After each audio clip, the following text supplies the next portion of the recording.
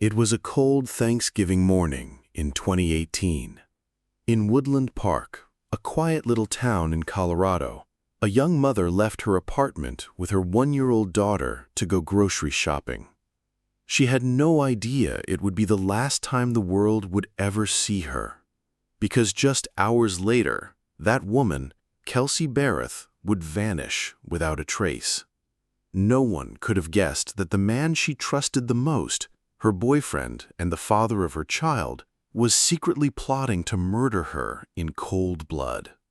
And no one could have foreseen that the crime would be carried out with the help of another woman, someone who would scrub away every last trace of the victim's blood out of blind love for a killer. Kelsey Berreth, 29, was a flight instructor at an airport in Pueblo, Colorado.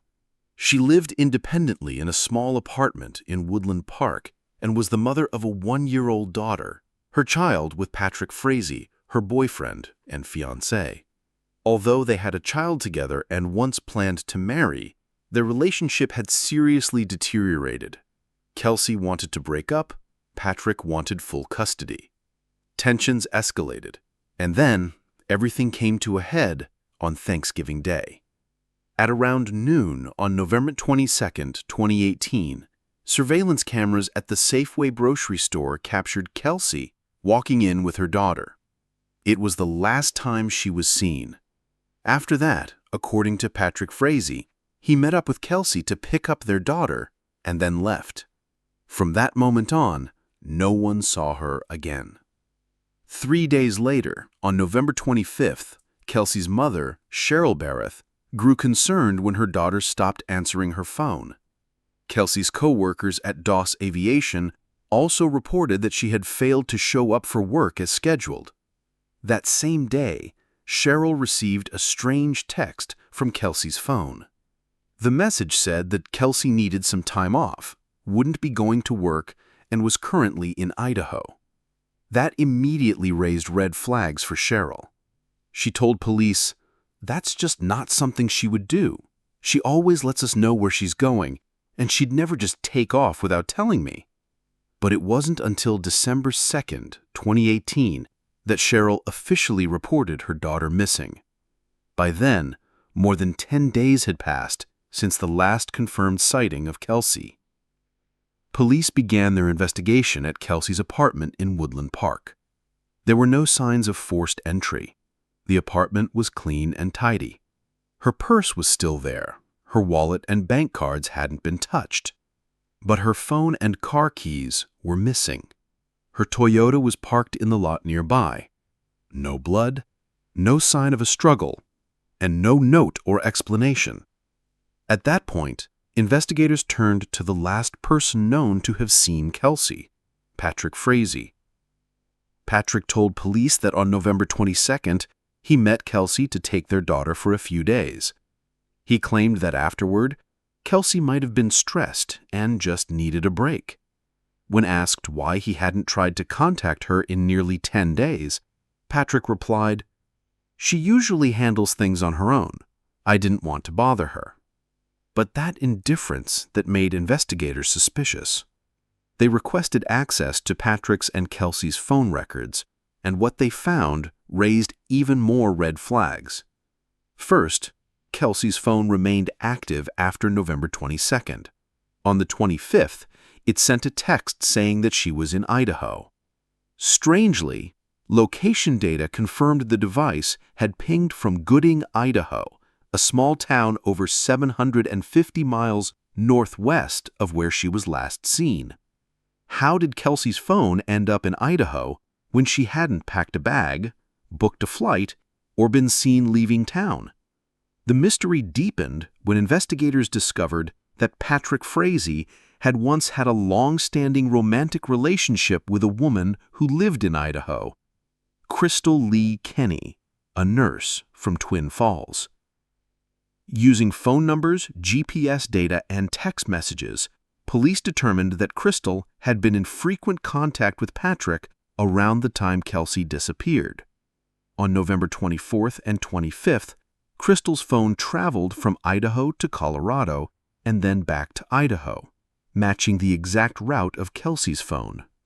Just a few days later, Kelsey's device vanished completely from the network. Based on that data, investigators identified Crystal Lee Kenny as a person of interest. At the same time, phone records showed that on November 24th, 2 days after Kelsey was last seen, Patrick had returned to her apartment complex. But Patrick had told police that after picking up their daughter on the 22nd, he hadn't seen Kelsey again. His words didn't match his movements. That was the first clear sign he was hiding something. Under mounting pressure, Crystal initially denied any involvement. But when investigators confronted her with GPS logs, security footage, and message records, she realized she couldn't lie her way out. Then, Crystal revealed a story that shook the entire investigative team. She admitted that Patrick had been planning to kill Kelsey for months. He had asked Crystal to carry out 3 separate murder attempts that all failed. First, to poison Kelsey by slipping medication into her coffee and delivering it to her directly. Second, to ambush her with a metal pipe in the alley near her home. Third, to break into her apartment and kill her with a baseball bat. Crystal backed out each time. However, on November 24th, Crystal received a chilling call from Patrick. "You have a mess to clean up." She immediately drove from Idaho to Colorado, a 12-hour trip without stopping. When she entered Kelsey's apartment, the scene was horrifying. Blood everywhere. On the walls, floor, curtains, bed sheets, even the baby's toys. And in the middle of the chaos, she found a human tooth. Crystal admitted to bagging up all the bloodied items, scrubbing the entire scene, and disposing of the tooth. To verify her story, police returned to Kelsey's apartment with luminol and UV lights. The results were stunning. The entire scene matched Crystal's description. Under special lighting, blood spatter glowed on the floor, hallway, and living room. There was no longer any doubt a murder had occurred here. On December 21st, 2018, Crystal signed a plea deal with prosecutors. In exchange for full cooperation and testimony, she was charged with a lesser offense, tampering with evidence. A week later, on December 28, 2018, Patrick Frazee was arrested at his home in Florissant, Colorado. He was charged with first-degree murder, solicitation of murder, and abuse of a corpse. Even though Kelsey's body had never been found, the evidence, digital records, eyewitness testimony, and a blood-soaked crime scene was strong enough to take Patrick to court. And this was only the beginning of a horrifying criminal case. Patrick Frazee, 32 years old, was a reserved man living on a horse ranch in Florissant, Colorado.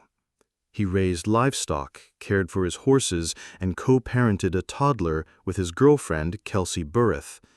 But behind that quiet facade was a murder plot months in the making, coldly calculated with one goal in mind: win full custody of the child, eliminate Kelsey permanently, and dispose of her body so thoroughly that no one would ever find it.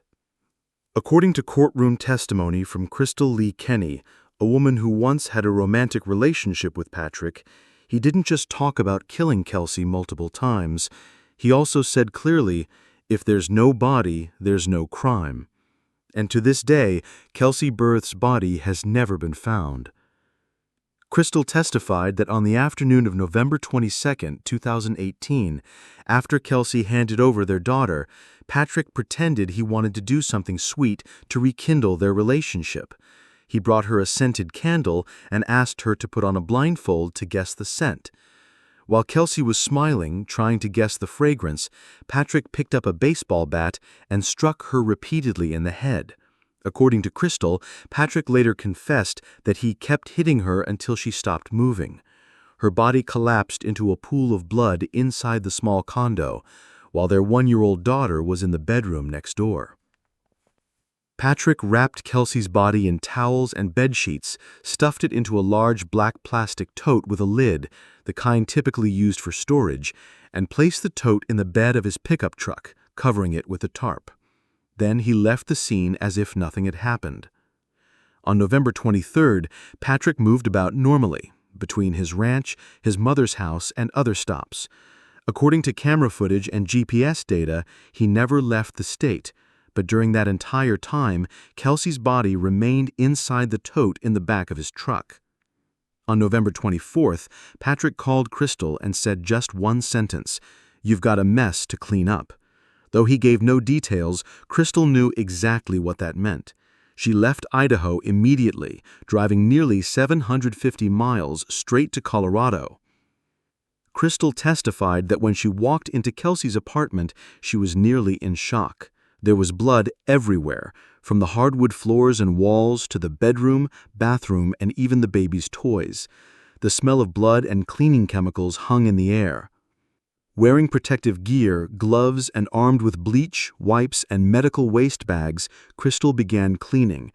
While scrubbing the bedroom, she discovered a human tooth near the wall, clear evidence that Kelsey had been brutally beaten. She gathered all the blood-soaked items, rugs, towels, curtains, and tossed them into public dumpsters near Woodland Park. After scrubbing the crime scene for over 4 hours, she drove to Patrick's ranch. There, Patrick showed her the black tote containing Kelsey's body, still sealed with tape and covered with cloth. He said he had stored the body in a cooler for hours to minimize the smell before disposing of it. In the early morning hours of November 25th, at a remote area behind the Nash Ranch where Patrick's mother lived, he carried the tote out to an open patch of land, poured gasoline on it, lit a fire, and burned Kelsey's body for hours. Crystal said she didn't watch every second of the burning, but she saw the flames, smelled the stench, and watched thick black smoke rising. Patrick later told her, "It's all just ash now." He didn't just burn the body. Patrick also destroyed Kelsey's phone, laptop, wallet, clothing, anything that could link her to him. The ashes, melted plastic, and remaining bone fragments were either scattered around the property or thrown in public trash bins. Alongside the physical cleanup, Patrick instructed Crystal to take Kelsey's phone back to Idaho. On November 25th, she used it to send fake messages, saying that Kelsey was taking some time off and staying in Idaho. This was the same message that initially confused Kelsey's family and became a crucial clue for investigators.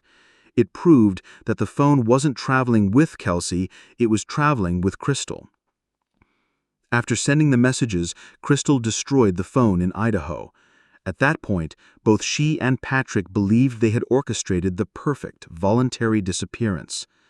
But they underestimated the unforgiving precision of digital evidence. FBI agents and Colorado police gathered all the location data from the phones of Patrick, Kelsey, and Crystal.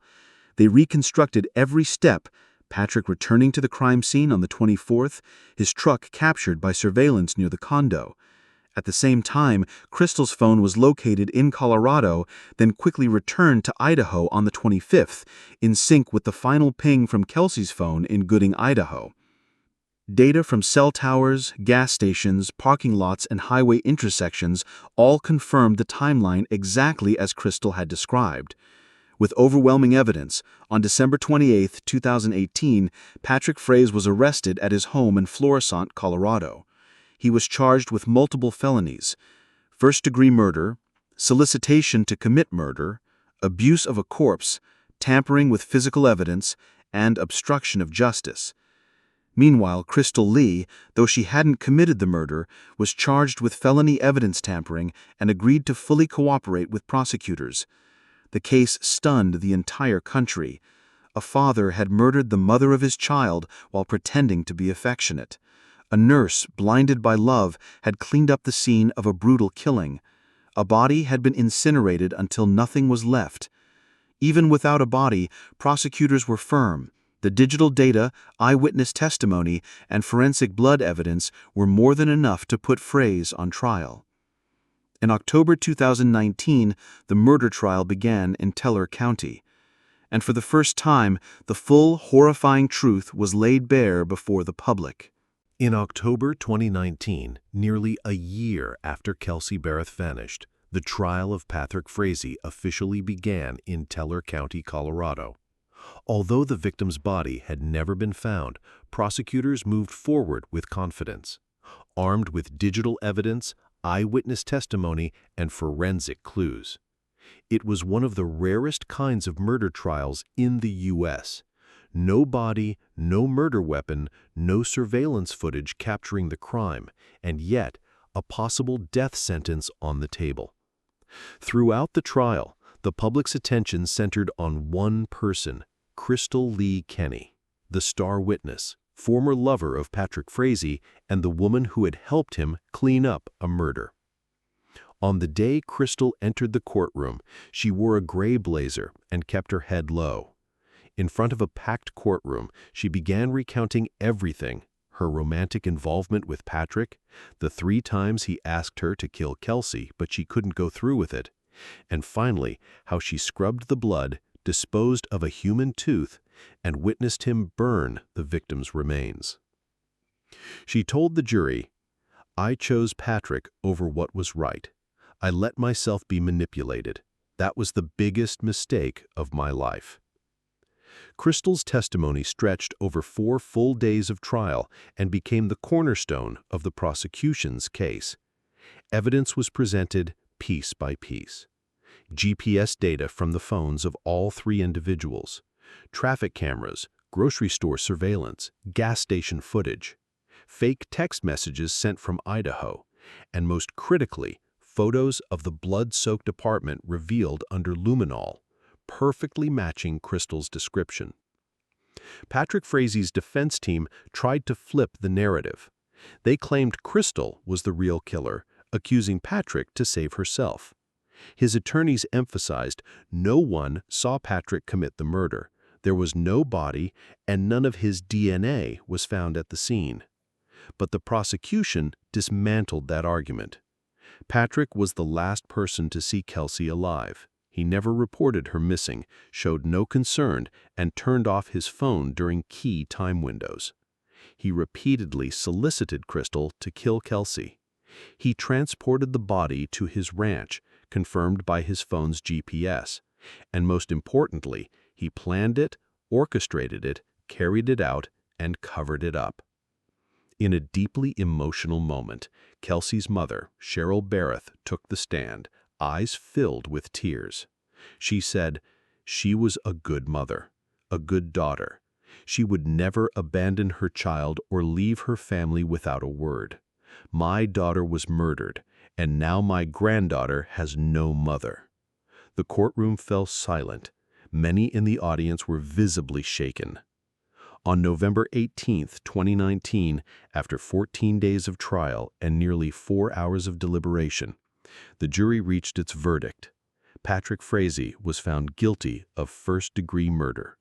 He was sentenced to life in prison without the possibility of parole, plus an additional 156 years for multiple charges: solicitation to commit murder, abuse of a corpse, obstruction of justice, and tampering with evidence. Judge Scott Sells delivered the sentence with a cold tone.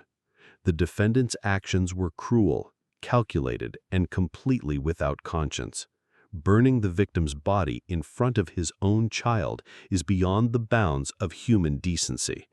Patrick sat stone-faced, no apology, no emotion, not a single tear. As for Crystal Lee Kenny, in January 2020, she was sentenced to 3 years in prison for tampering with evidence. The sentence was controversial. Many argued that Crystal deserved a far harsher punishment, given her direct involvement in cleaning the crime scene and aiding Patrick's cover-up. At her sentencing, Crystal told the court, "I'm ready to face the consequences. I stayed silent when I should have spoken. I'll carry this regret for the rest of my life." Although her sentence was reduced due to cooperation, public outrage remained. Should someone who cleaned up a murder serve only 3 years? Kelsey and Patrick's daughter was later placed in the custody of Kelsey's mother in Idaho. A bitter custody battle ensued between both families, but in the end, the Berreth family gained full rights, keeping the child far from the bloodline of the man who killed her mother. The condo where Kelsey was murdered has since been returned to its owner. The Nash Ranch, where Patrick burned the body, is now overgrown with weeds. No one passes through without a chill running down their spine. The Kelsey Berreth case left a lasting precedent in American legal history. A murder conviction without a body is possible. Digital forensics, GPS data, cell phone records, surveillance footage can reshape modern investigations. And a painful reminder, love, when blind, can destroy morality. Crystal didn't swing the bat, but her silence and complicity allowed Patrick to believe he could get away with murder. The truth almost burned to ash alongside the body. The real warning in this story isn't just the brutality, it's the fact that a killer can be someone closest to you, the person you trust, raise a child with, and even plan to marry. If this case made you stop and think, please subscribe to the channel, share the video, and leave a comment below. Let's raise awareness together, because justice doesn't always come easily, but it's always worth fighting for.